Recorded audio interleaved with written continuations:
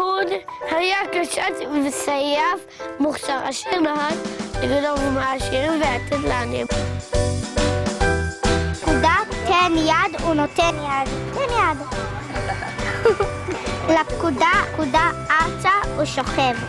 ארצה, תיבה. עצרת חמה ואוהדת ליצחק רבין, היה שם את הסיסמה, כן לשלום, לא לאלימות. ואז, כשהוא הלך למכוניתו, אז מתנקש יהודי,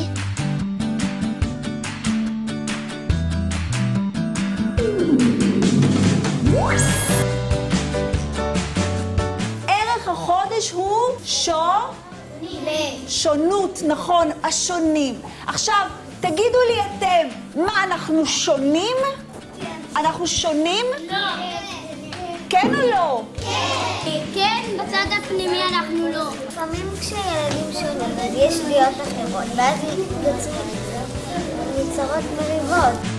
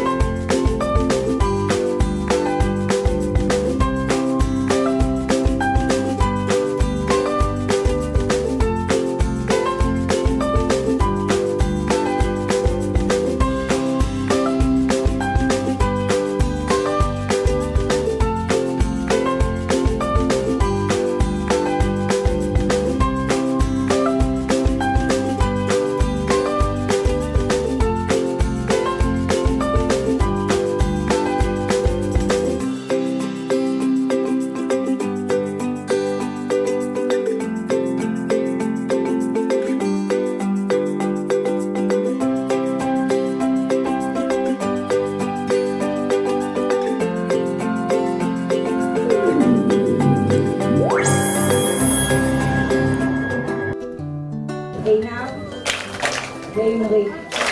זוכרת את ספיר ואת עומר, ואתם כיתה מדהימה.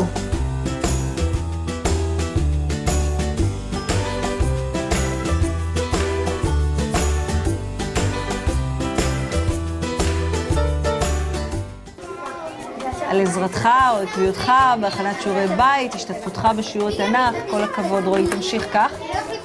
ועל כך אתה מקבל טופי ומדבקה.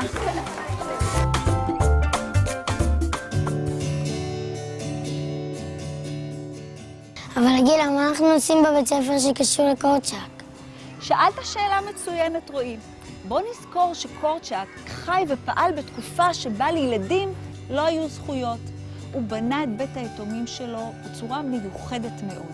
גם אנחנו פה בבית ספר אביחיל פועלים בדרך שלו. לקחנו את הרעיון המרכזי שלו, שבבסיסו עומדת אהבת הילדים. אתה מרגיש אהוב באביחיל?